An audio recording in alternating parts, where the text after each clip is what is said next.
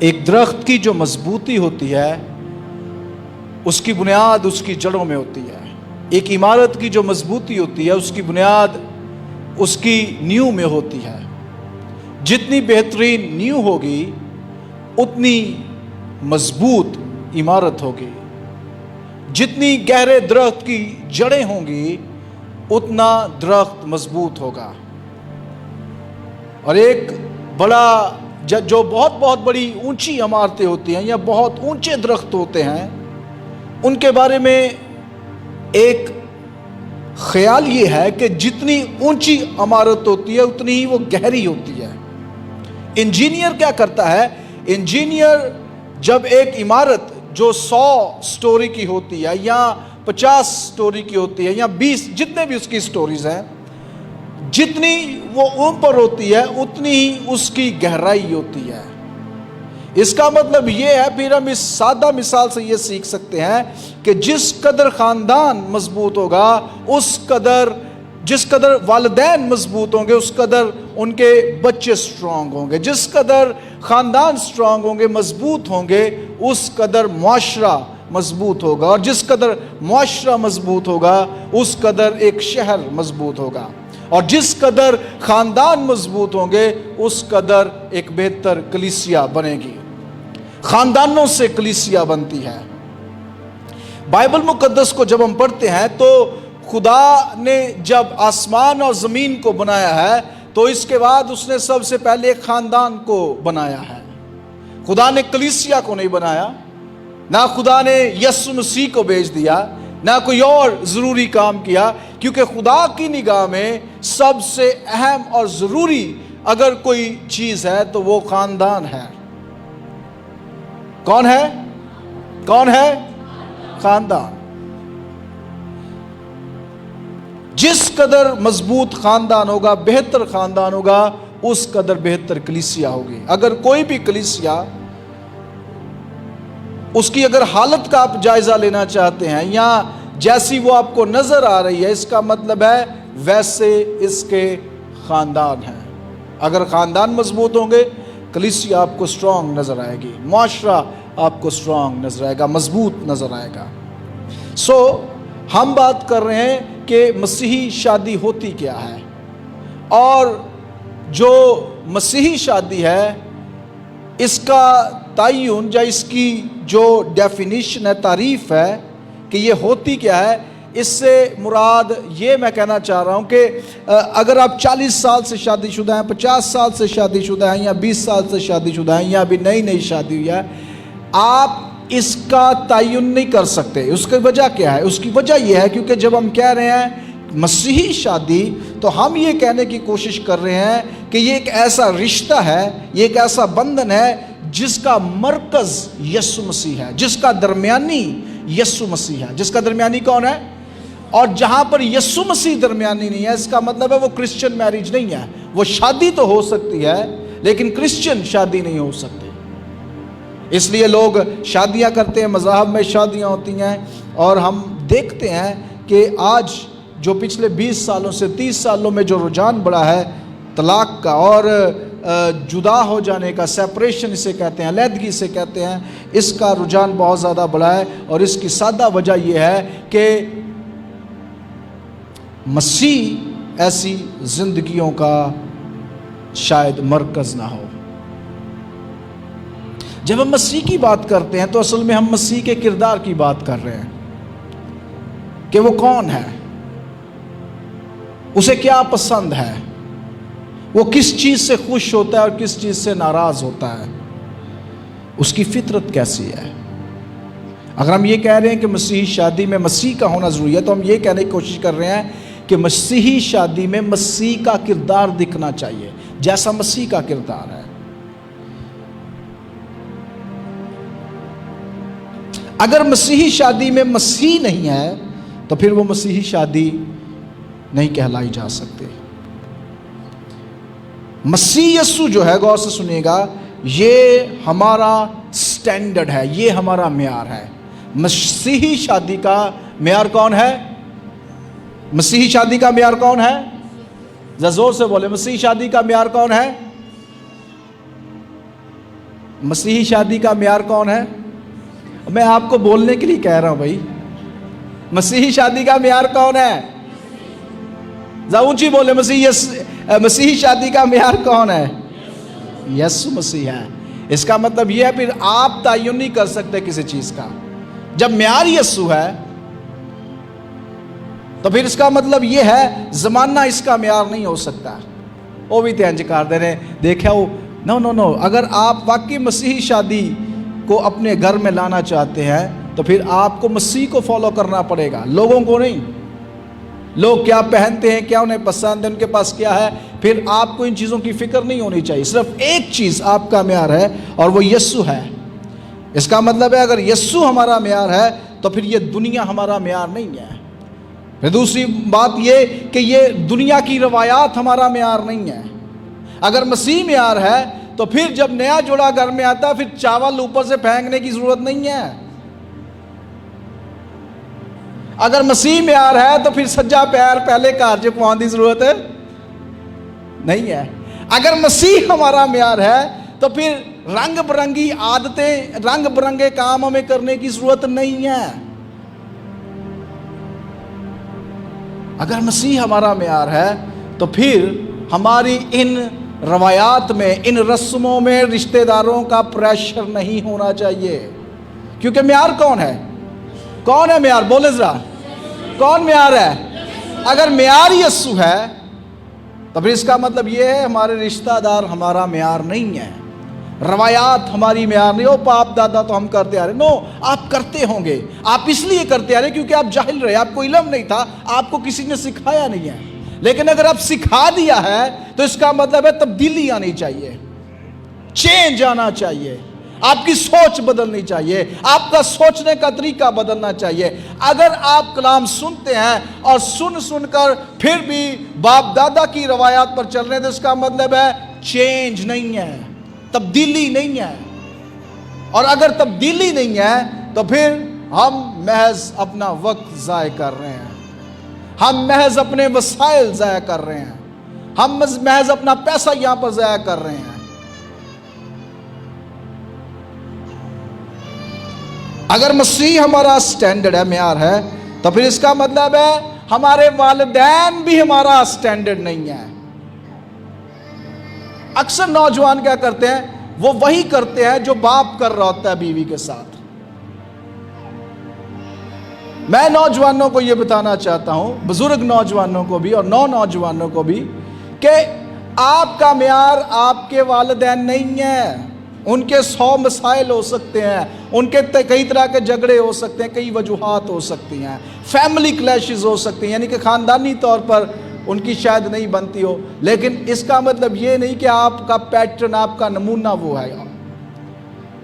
ہمیں یہ سمجھنے اور جاننے کی ضرورت ہے کہ مسیح شادی کا سٹینڈرڈ کون ہے، نمونہ کون ہے؟ مسیح یسوع۔ اگر مسیح یسوع نمونہ ہے تو اس کا مطلب ہے ہمارے دوست نمونہ نہیں ہے۔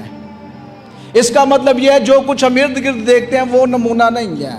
اس کا پھر مطلب یہ ہوا جو کچھ ہم اپنے دوستوں سے سیکھتے ہیں وہ نمونہ نہیں ہے۔ بعض اوقات دوستوں سے سیکھ رہے ہیں تو کینج کرنا، وہ اپنا غلطی ایڈوائس، غلطی نصیحتیں انہیں دے رہا ہوتا ہے۔ اگر مسیح شادی کا سٹینڈرڈ ہے، معیار ہے، تو اس کا مطلب ہے ہمارے دوست اس تعلق کا معیار نہیں ہو سکتے۔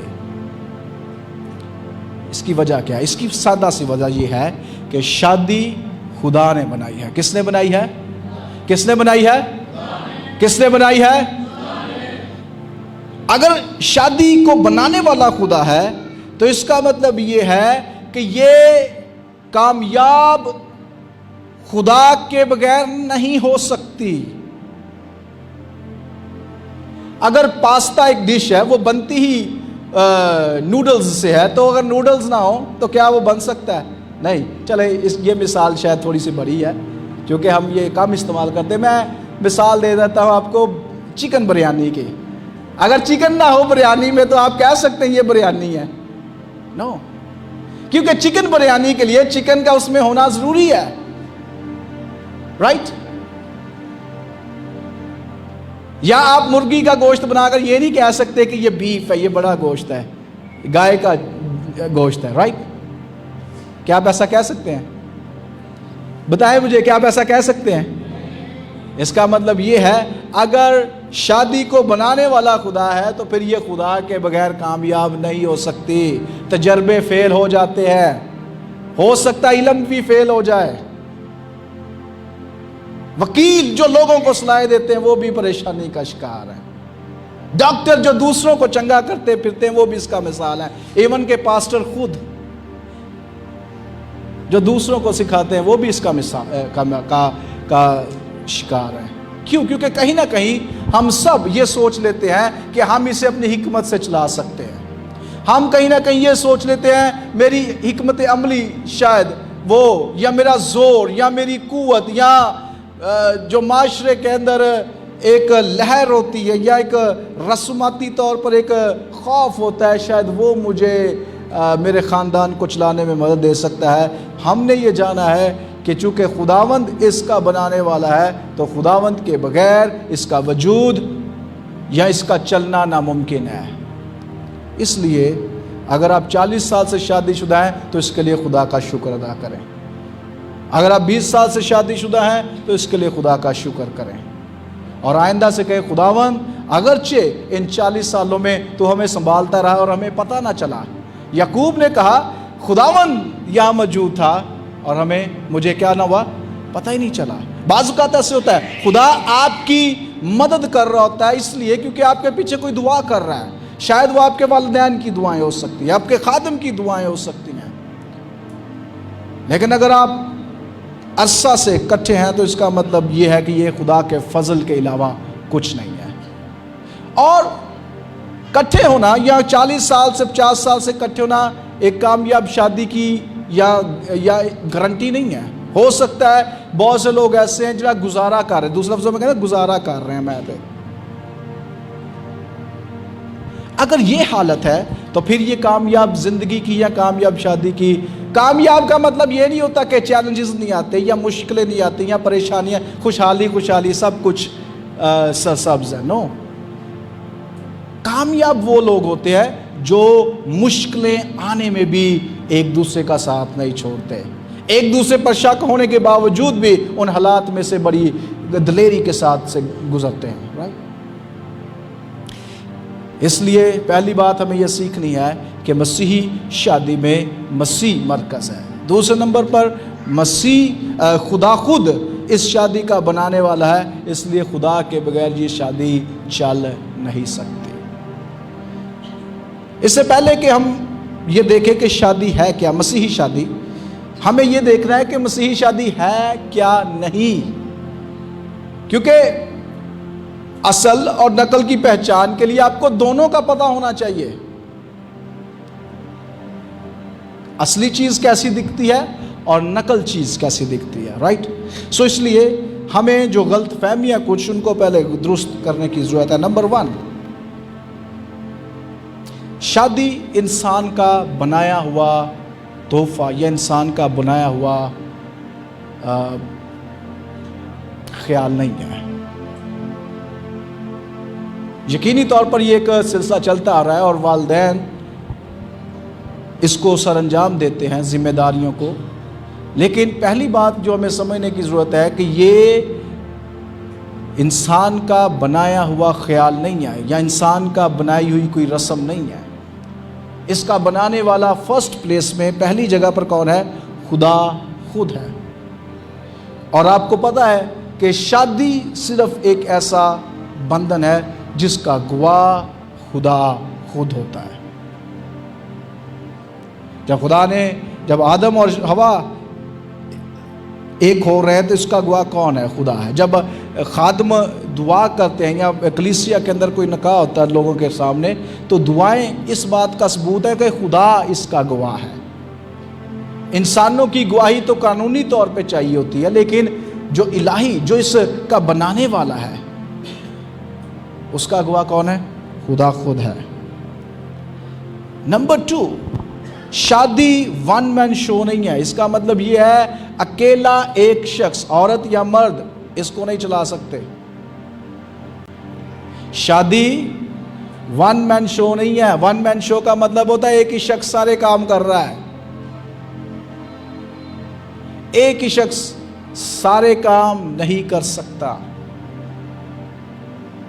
اگر مرد ہوتے ہوئے آپ اپنے اوپر یہ سمجھتے ہیں یا اپنے اوپر آپ نے یہ طاری کیا ہوا ہے تو یہ آپ کی خام خیالی ہے. کلام اس کی سپورٹ نہیں کرتا, بائبل اس کی سپورٹ نہیں کرتے. اگر ایسا ہوتا تو خدا کو کبھی بھی ہوا کو بنانے کی ضرورت نہ پڑتی. اگر آدم اکیلا ہی سب کچھ کر پاتا تو اس کو کبھی بھی ہوا بنانے کی ضرورت پڑتی ہی نہ. ہوا کو بنائے جانے کا مقصد یہ ہے کہ جو خاندان کو چلانا ہے یہ اکیلے ایک شخص کا کام نہیں ہے. اس کا مطلب یہ ہے کہ ہر شخص اپنی جگہ پر ذمہ دار ہے. ہر شخص اپنی جگہ پر اس کی کچھ ذمہ داریاں ہیں. اور آنے والے مہینوں میں ہم خاوند اور بیوی کے کردار پر بھی بات کریں گے, رول پر, کہ ان کا خاندان میں کیا ذمہ داریاں ہوتی ہیں. نمبر 3 جو ہے مسیحی شادی, یہ کنٹرول کرنے کا نام نہیں ہے. کنٹرول کرنے سے مراد یہ ہے کہ جیسا آپ چاہیں, جب آپ چاہیں, یا جب آپ خوش ہیں تو آپ کی مرضی ہے کہ سبھی خوش ہو, جب آپ ناراض ہیں تو آپ کی مرضی ہے جی سارے ناراض ہوں. یعنی کہ جب آپ چاہیں تو کچھ ہو, جب آپ نہ چاہیں تو کچھ نہ ہو. ایسی یہ سلسلہ نہیں ہے, کیونکہ یہ ون مین شو نہیں ہے. یہ ایک شخص سارے کام نہیں کر سکتا. اس لیے یہ ہمیں جاننے کی ضرورت ہے, یہ کنٹرول کا نام نہیں ہے. جو کچھ آپ کو پسند ہے آپ دوسرے پر تھوپ نہیں سکتے. اگر آپ کو بندیاں نہیں پسند تو آپ دوسرے کو یہ نہیں کہہ سکتے نہیں آپ کو بھی بندیاں نہیں پسند ہونی چاہیے. اگر آپ کو بینگن پسند نہیں ہے تو آپ دوسرے کو بھی نہیں کہہ سکتے. رائٹ, انسان ہے, اور ہم انسان ہوتے ہوئے ہر ایک شخص کی اپنی اپنی ایک شناخت ہے, اپنی اپنی جو اس کی کیا کہہ سکتے ہیں پسند اور ناپسند ہے. لیکن آپ اپنی پسند کو اور ناپسند کو کسی دوسرے پر تھوپ نہیں سکتے, انلیس کہ کسی کی یا ایک شخص کی, بیوی کی یا مرد کی ایسی خواہش ہو جو کلام کے الٹ ہو. اسے ضرور روکیں, اسے روکنا ہے, اسے درست کرنا ہے کلام کی روشنی میں. لیکن میں عام زندگی کی مثالوں سے آپ کو سمجھانے کی کوشش کر رہا ہوں کہ شادی کنٹرول کا نام نہیں ہے. نہ بیوی اس میں مرد کو کنٹرول کرنے کی مجاز ہے, اور نہ ہی خاوند, اگرچہ وہ اپنے آپ کو کافی اپنے بارے میں خیال اچھے رکھتا ہے, سپر ہیرو کے یا کوئی اور اس طرح کے خیالات اپنے بارے میں رکھتا ہے, ٹھیک ہے, کہ میں چلانا وا, میں فلاں کرنا وا, رائٹ. تو یہ کرنا آپ کی ذمہ داری ہے, آپ کسی پر کوئی احسان نہیں کر رہے. کبھی کبھی والدین بچیاں کو کہہ رہے ہیں تھانوں ہی انجنا نہ کر دے تو یہ اور بھئی آپ نے کوئی کسی پہ احسان نہیں کیا. کبھی کبھی والدین ایسی مثالیں بھی دیتے ہیں, ویکھیا دجے آدھے بچے کما تے جاندے تانوں اسی یہ بھی کرتا, تانوں یہ بھی کرتا. آپ نے کوئی کسی پہ احسان نہیں کیا, آپ نے صرف اور صرف اس ذمہ داری کو پورا کیا اور اچھا کیا ہے. اگر آپ نے اپنی ذمہ داری کو بہتر طور پہ پورا کیا ہے, اٹس گڈ, یہ آپ کے لیے اچھا ہے. نمبر 4, شادی صرف اور صرف جنسی تعلقات قائم کرنے کا یا بچے ہی پیدا کرنے کا نام نہیں ہے, اگرچہ کچھ لوگوں کا یہ خیال ہے. یہ خدا کی برکت ہے شادی شدہ لوگوں کے لیے, لیکن اسے ہی سب کچھ سمجھ لینا. اس کا مطلب پھر ہمیں یہ سمجھ آنی چاہیے کہ شادی بچوں کے بغیر بھی مکمل ہے. ایسے جوڑے ہوتے ہیں کبھی ان کی اولاد نہیں ہو پاتی, تو اس لیے کلام کے مطابق انہیں اپنے اندر محرومی محسوس کرنے کی ضرورت نہیں ہے, کیونکہ والدین کے لیے بچے خدا کی برکت ہے. لیکن اگر کسی شادی میں بچے نہیں ہیں تو اس کا مطلب یہ نہیں کہ وہ کمپلیٹ شادی نہیں ہے یا مکمل خاندان نہیں ہے. مکمل خاندان ہونے کے لیے 2 لوگوں کا ہونا ضروری ہے, اور 2 میں مرد اور عورت شامل ہے. مرد اور مرد شامل نہیں ہے, یا عورت اور عورت شامل نہیں ہے, جیسا کہ بہت سے ملکوں میں ہو رہا ہے. اس کے ساتھ اگلا میرا پوائنٹ یہ ہے کہ شادی ایک دوسرے کے ساتھ مقابلہ بازی کا نام نہیں ہے. ہو سکتا ہے ایک شخص کمزور ہے، ایک جو آپ کا ساتھی ہے، جیون ساتھی، وہ کمزور ہو سکتا ہے. آپ مقابلہ نہ کریں، تو نہیں انج کرتا تو میں بھی نہیں انج کرنا، یا تو نہیں انج کر دی تو میں بھی نہیں انج کرنا. ہو سکتا ہے وہ کرنا اس کی قابلیت نہ ہو، یا ہو سکتا ہے اسے وہ کرنا ہی نہ آتا جو آپ اس سے کروانا چاہتے ہیں. رائٹ؟ کوئی بھی ذمہ داری ہو سکتی ہے. اس لیے یہ مقابلہ بازی نہیں ہے.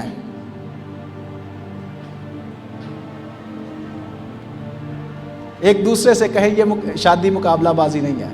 ذرا ایک دوسرے کی طرف چہرہ کر کے کہیں، ہاں جی، ذرا ایک دوسرے پتہ چلنا چاہیے یہ مقابلہ بازی نہیں ہے.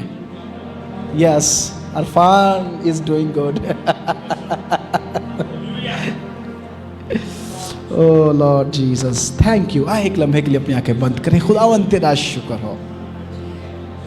ہم یہاں پر اسپرٹ آف انڈرسٹینڈنگ کو مانگ لیتے ہیں. یس، ہم یہاں تیری حضوری کو جو موجود ہے اس کے لیے تیرا شکر ادا کرتے ہیں.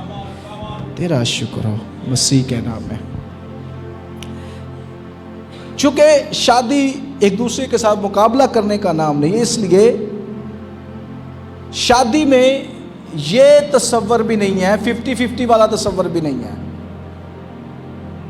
50-50 سے مراد یہ ہے کہ آدھے کام آپ کریں یا آدھے کام میں کروں. اس میں 100% پوری کوشش، پوری محنت، پوری لگن اور پوری جو جد و جہد ہے وہ دکھانے کا نام ہے. شادی میں آدھے لوگ مل کے ایک نہیں بنتے، پورے لوگ مل کے ایک بنتے ہیں. کبھی کبھی شادی کو پہیوں سے تشبیہ دی جاتی. رائٹ؟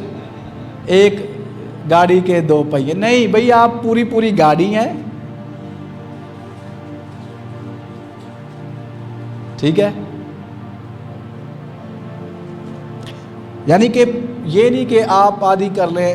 ہاں، ذمہ داریاں بانٹ لینا ایک اچھی بات ہے، لائف کو آگے چلانے کا ایک طریقہ ہے، لیکن اس میں 100% کوشش شامل ہونی چاہیے.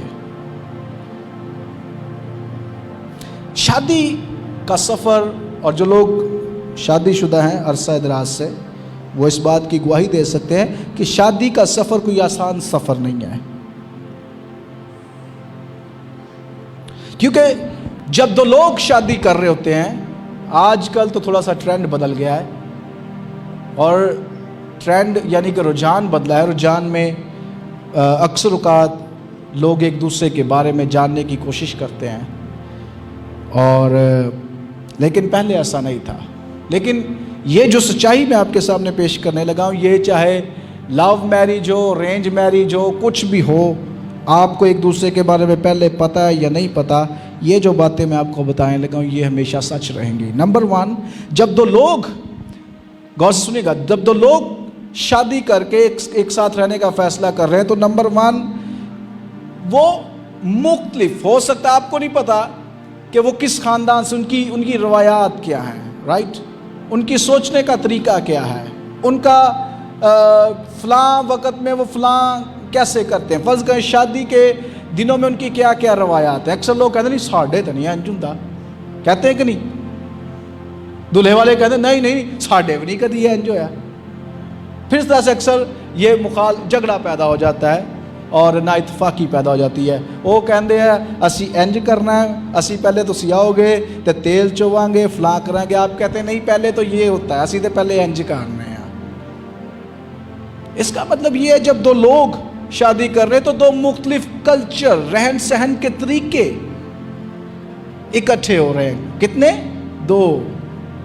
نہ صرف 2 لوگوں کا جو کلچر ہے وہ اکٹھا ہو رہا ہے، بلکہ 2 لوگوں کی مختلف فطرت بھی ایک ساتھ آ رہی ہے. اس لیے وقت گزرنے کے ساتھ ساتھ جب وہ فطرت سامنے آتی ہے تو پھر اکثر لوگ کہتے ہیں من تے پتہ ہی نہیں سی، من تے پتہ نہیں ہے دی یہ بھی پرابلم ہے، اے انجدہ بھی ہے، اے انجدی بھی ہے. رائٹ؟ کیوں اس کی وجہ یہ ہے کیونکہ آپ یا جو دو لوگ اکٹھے ہو رہے ہیں وہ دو مختلف خاندانوں سے تعلق رکھتے ہیں، جن کی سوچنے کا طریقہ مختلف ہے، جن کے گھروں کے اصول مختلف ہو سکتے ہیں۔ اس لیے یہ سفر ایک محنت طلب سفر ہے۔ اس لیے اس کا حل یہ ہے سادہ سا کہ دعا کریں اور ایک دوسرے کو سمجھنے کی کوشش کریں، اور جو واقعی غلط ہے اسے روکا جائے، اور جو غلط کر رہا ہے وہ اس غلطی کو سمجھے اور قبول کرے۔ اگر غلط کرتا رہے گا تو پھر وہ کبھی بھی ٹھیک نہیں ہو سکتا۔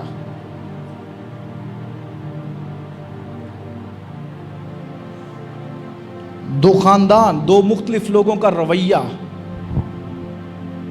ہو سکتا ہے، ایک شخص ترتیب والا، ایک شخص غیر ترتیبہ ہے۔ غیر ترتیبے سے مراد ہے وہ جب گھر آتا ہے شوز اس کے کہیں پڑے ہیں، ٹھیک ہے، بیلٹ خود ہی سجے کھبے رکھ دیتا ہے، بعد میرا بیلٹ کتنے لاب دے پھرنے، رائٹ۔ ہو سکتا ہے ایک شخص اور دوسرا جو آپ کا جیون ساتھی ہے وہ ترتیب والا ہو، ٹھیک ہے۔ تو ایک بے ترتیبہ اور ترتیبہ جب اکٹھے ہوں گے تو کیا ہوگا؟ پھر مزاحمت تو ہوگی۔ بے ترتیبہ کہ میں تو شروع تو یہ انج کرنا آیا ہوا، ٹھیک ہے، میں تو بچپن تو یہ انج کرنا آیا، یا میں شروع تو یہ انج کرنا آیا، منو آج کوئی نوی، لیکن جو چیز سیکھنے والی اس کو سیکھ لینے میں کوئی پرابلم نہیں ہونی چاہیے، لیکن سیکھنے کا عمل ہمیشہ دردناک ہوتا ہے۔ اگر ایک شخص سے یہ کہا جا رہا ہے جی آپ نے آنا ہے، آپ نے اپنے شوز کہاں پر اتارنا ہے، ٹھیک ہے، یا آپ نے آنا ہے، آپ نے اپنا بیگ کہاں پہ رکھنا ہے، یا آپ نے صبح جب برش کیا ہے تو پیسٹ کو وہیں پہ رکھنا ہے، جائے نہیں پھرنا۔ کئی بندے ہوتے ہیں وہ ایسے ہی کرتے ہیں، پھاڑ کے کدی ادھر پھر رکھ کے مرضی دے دینے، پھر وہ ملتی نہیں ہے دوسروں کو۔ کبھی کبھی صابن کے بارے میں بھی ایسے ہی ہے۔ اور کچھ لوگوں کا نہانے کا طریقہ بڑا عجیب ہے، لائک وہ نہائیں گے بھی، اور جب آپ دوسرا بندہ اندر جاتا ہے ٹپ بھی کھول لے پانی دا، لیکن ایک پرابلم صابن پیا ہوتا ہے بہت زیادہ، یعنی کہ وہ جو پانی صاف ہے وہ بلا وجہ گندا کر دیا گیا کہ وہ استعمال کے قابل نہیں رہا۔ تو یہ بھی ایک پرابلم ہو سکتی ہے، ٹھیک ہے۔ جو دو لوگ اکٹھے رہنے کا فیصلہ کر رہے ہیں شادی میں، تو وہ ان ساری باتوں کو ہمیں یہ سیکھنا ہے، جاننا ہے کہ یہ دوسرے لفظوں میں دو مختلف دنیایں ایک ہونے کی کوشش کر رہی ہیں، دو مختلف سوچنے کے طریقہ کار والے لوگ ایک ہونے والے ہیں۔ اس لیے یہ پرابلمز آتی ہیں، اور ان میں سے آگے بڑھ کے چل کے نکل کے ہی ہم ایک کامیاب شادی کی مثال بن سکتے ہیں۔ یہ تو تھا کہ شادی کیا نہیں ہے، لیکن چونکہ بہت سے لوگ لیٹ آئے ہیں تو اگلے میں 10 منٹ ضرور لوں گا، پھر ہم دعا کریں گے، ساتھ ساتھ چائے پئیں، ایک عدد بسکٹ بھی جو آپ کے حصے میں آ رہا ہے وہ بھی کھائیں۔ پھر اس کا مطلب یہ ہے کہ چونکہ یہ ساری باتیں شادی کا حصہ نہیں ہے جو بھی میں نے بیان کی، مثلا اس میں مقابلہ بازی نہیں ہوتی،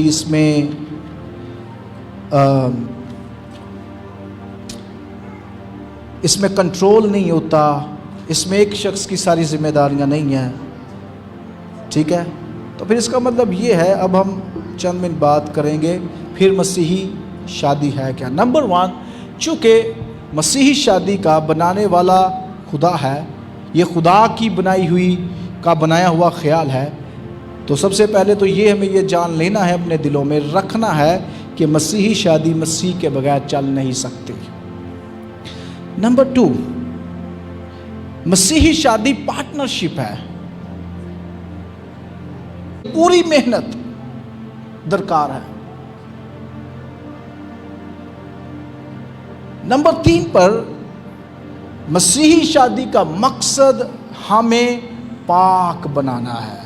کیا کرنا ہے؟ کیا کرنا ہے؟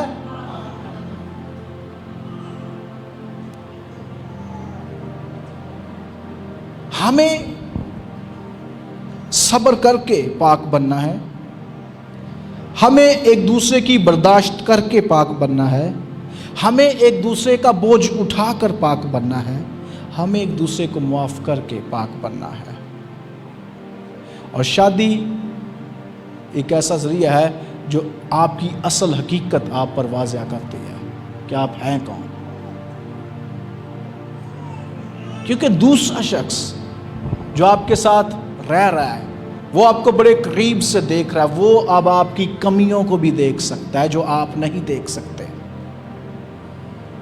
وہ آپ کی ان بری باتوں کو اور بری عادتوں کو بھی دیکھ سکتا ہے جو شاید آپ کی نظر میں نہ بری ہیں نہ خراب ہیں۔